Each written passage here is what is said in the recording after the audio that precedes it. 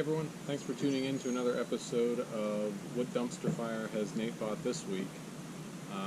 Surprisingly, this is not a dumpster fire.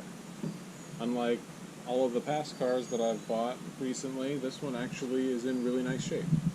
So now that things are opening back up and we're starting to go back to the office, I was looking for a daily driver that would do a little better than the Ram 2500 for my 60-mile round-trip commute daily.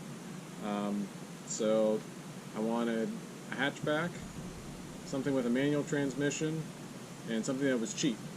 And Ford Fiestas fit that perfectly. So let's take a quick look at it.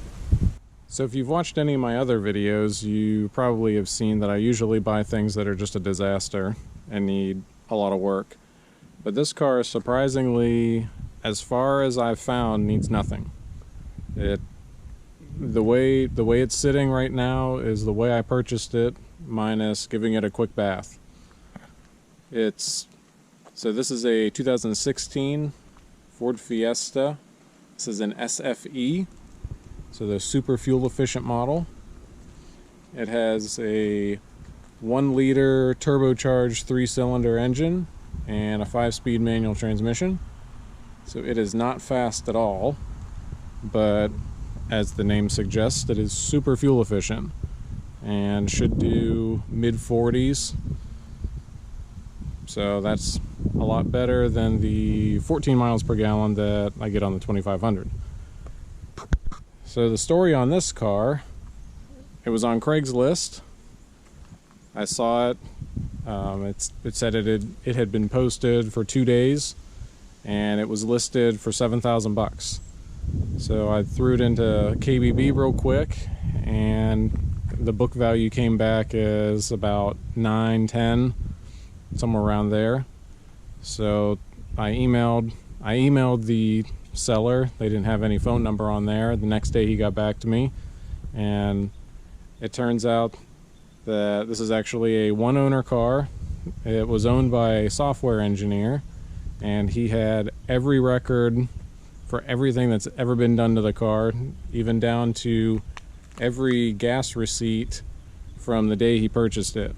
So he could track the fuel mileage as he drove it. So this car, it's got a few bumps and scrapes, but mechanically this thing is solid. Going through the receipts, it's pretty much religiously every 10,000 miles, an oil change, air filters, wiper blades, everything done at the Ford dealer. Now 10,000 miles is a little bit longer than I would prefer for oil changes, but he was doing exactly what the book said. So it's had no repairs over its life. It's had no warranty work over its life. It's been completely reliable, and for him, it was just a great car. He took pretty good care of it. It has, if we take a look around the outside, first we'll notice that it has almost new Toyo tires on it.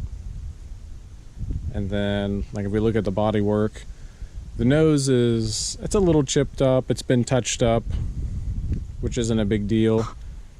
The paint's a little cloudy. It's got some water spots in it, but it's a black car, and they always look terrible 10 seconds after you wash them.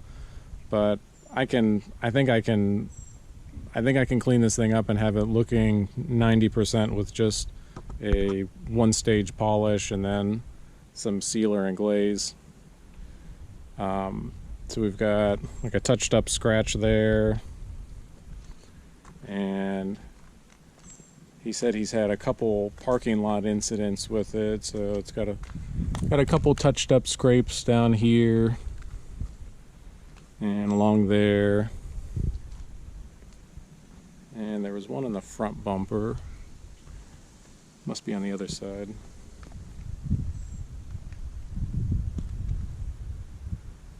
Thought there was one in the front bumper, I guess not. So yeah, those are really the only imperfections. There are no dents, no door dings. The paint's in good condition. It's not fading or peeling or anything. And the interior, it's a non-smoker's car. The thing is in pretty much perfect condition. Has WeatherTech mats in it, front front, middle, and cargo area. Driver's seats like new. Dash is like new. Door panels are in great shape.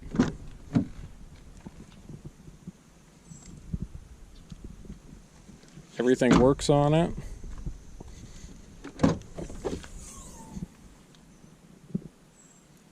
Back's in great shape. So the only aftermarket thing on the car is some mild tint.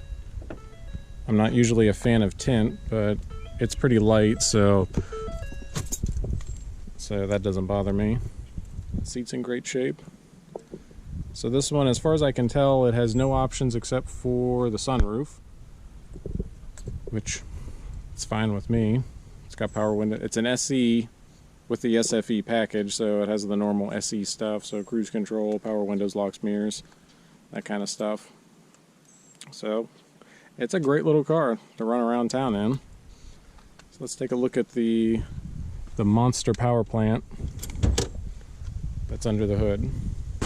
So we've got our 1-liter 3-cylinder turbo engine. You can see we've got our miniature turbo right there.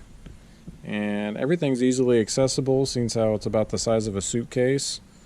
Got your spark plugs and coils on the top, so that service would be easy. Now this has a 150,000 mile timing belt that's actually in an oil bath.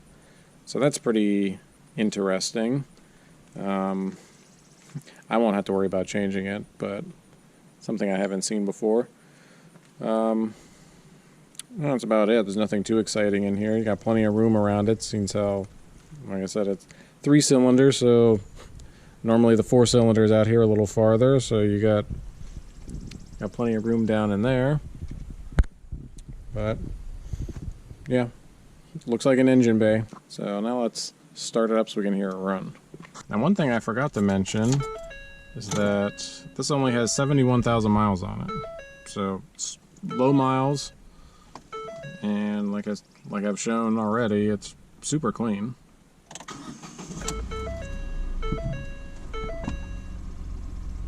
No warning lights, fires right up. Idle's pretty smooth.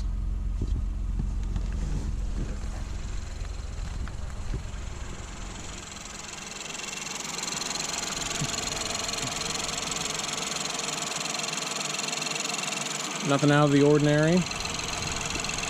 Don't hear any noises, no belt squeals or tensioner noises or anything like that. So it sounds like everything's okay here. And you may not be able to see it on video, but it's got a little bit of a shake to it, but I think that's just the nature of a 3-cylinder engine. It's not making any weird noises, it's running fine, no warning lights or anything like that, so that's just the way it is. Yeah, I think it's time to take it for a drive. Alright, now let's go.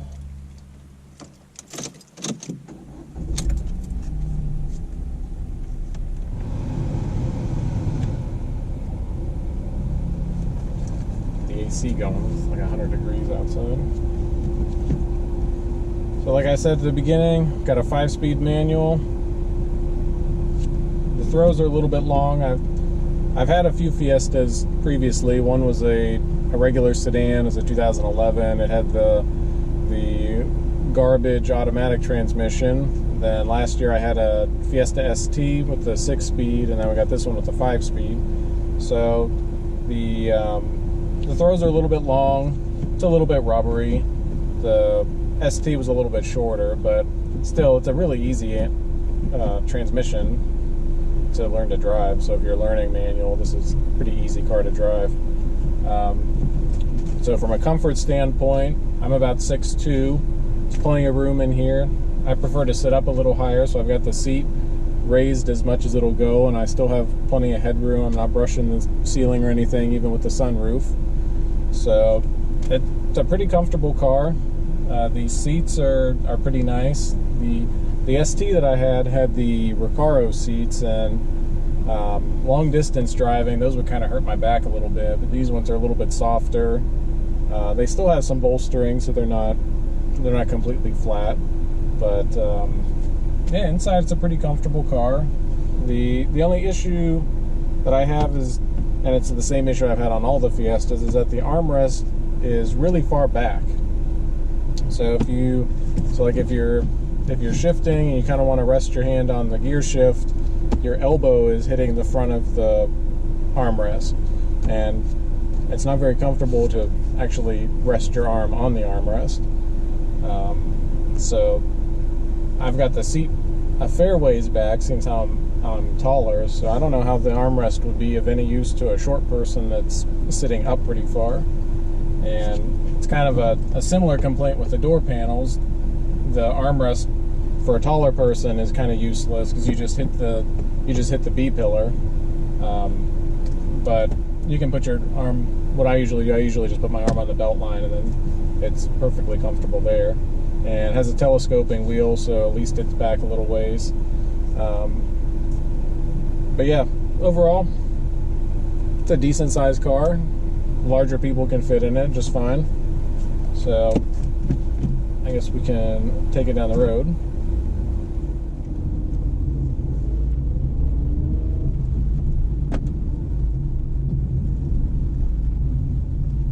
Now it has literally no power, so most of my cars, most of the manual cars I've owned, you can kind of roll in second gear with no problem, but this thing, it's pretty much first gear if you're just trying to roll along. And the 3-cylinder has a cool little growl to it. It reminds me a lot of the I've had some 5-cylinder Volvos.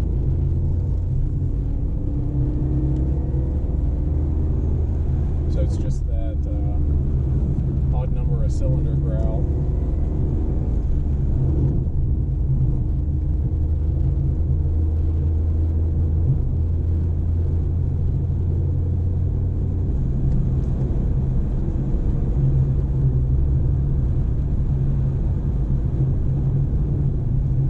The turbo spool a little bit, not a lot, but it's there.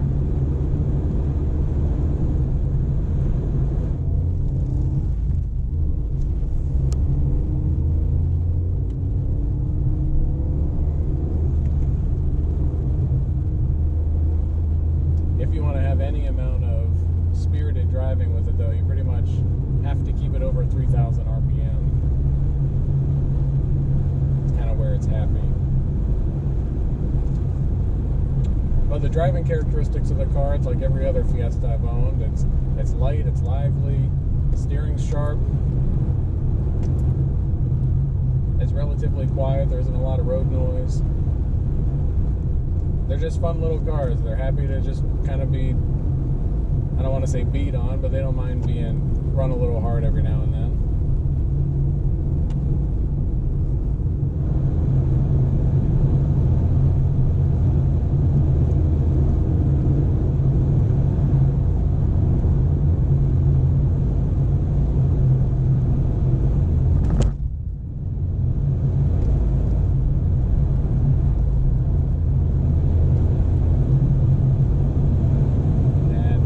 Even though it's running 15-inch low rolling resistance tires on pretty much one size up from a temporary spare, this thing still holds onto the road, corners flat.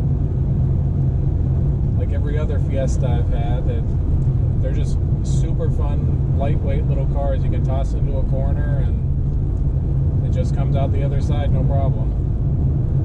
Now obviously there's no power to get you in trouble. You can kind of just flat-foot it through the corner and it holds on. But yeah, I've always loved the little Fiestas. They're kind of the textbook definition of a shitbox, but they're just great little cars. So for $6,750, I think this was a pretty good buy with taxes, registration, and everything. I've got about $7,100 in it, and just out of curiosity, I threw it into Carvana to get an offer on it, and they offered me $8,300 for it. So now it's kind of like, well, do I keep it as a daily driver, or do I sell it immediately and take that quick $1,000 in for not having to do anything to the car?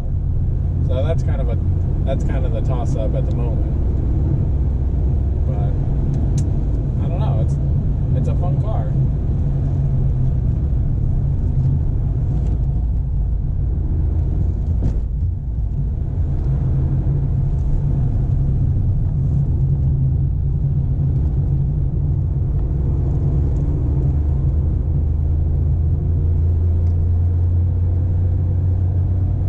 There, we're flat-footed coming out of the corner. It's kind of like, come on, come on.